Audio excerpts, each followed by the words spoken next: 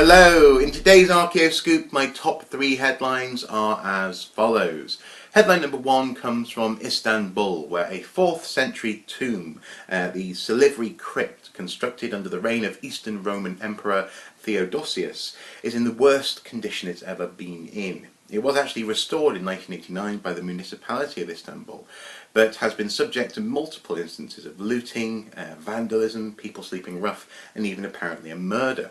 Now this particular story is interesting, partly because it's highlighting the shocking state of the crypt, but also because it actually has an interview with a local resident. Attila is witness to the damage given to the tomb, it says. I have been living here for 40 years. I spent my childhood playing around these walls, but even we did not know what was in there, because it was covered by rubble. Someday they came and took away whatever was inside. There was even a murder between 2 of the restoration workers because of a rumour about hidden treasure.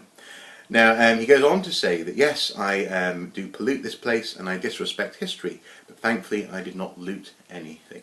And I just find this to be a fascinating story, in so much as actually this is something which is reflected in different places across the world. For example, recently a friend of mine highlighted a Roman ruin in London, which is being used, or has been used recently, as a rubbish dumping ground. People, the council workers dumping bin bags there just because it's convenient and they can't be bothered taking the rubbish where it should go. And this sounds very similar. It sounds as though ruins are falling even more into disrepair and being disrespected across the world.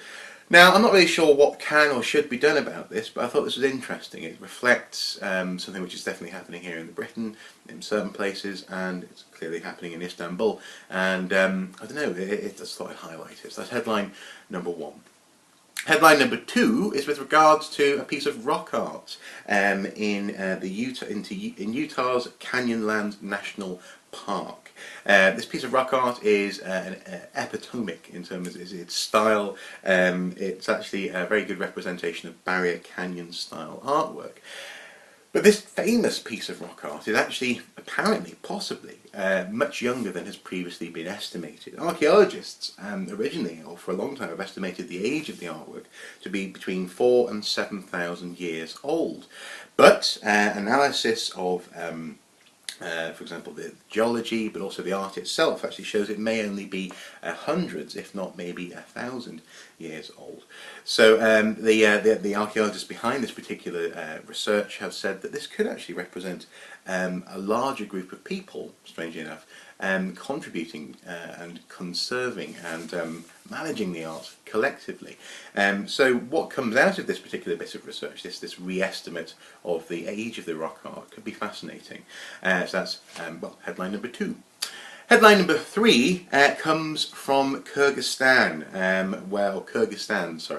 where Russian and local historians and archaeologists are currently searching for a settlement, and as they're saying here, actually, it's an ancient civilization, which is currently underneath the lake of Issyk in Kyrgyzstan.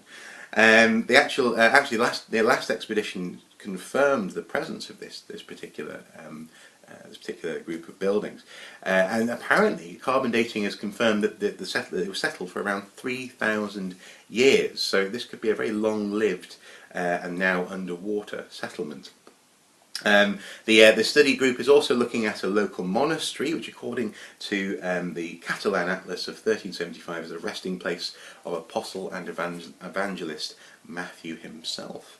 So actually there's an awful lot going on there. It's interesting to see this collaboration happening in one of the deepest and largest lakes in the world. Underwater archaeology is truly a fascinating thing, and it doesn't always happen in the open sea. So yeah, possibly, as they're saying, a whole ancient civilization underwater, but more likely than not a large town. An interesting story. That's headline number 3. For those news stories and other news stories in the past couple of weeks, all you need to do is check the links below. As ever, they're there for your delectation and delight. There's plenty to read and get on with, and hopefully you'll enjoy reading them. As ever, until next time, do take care.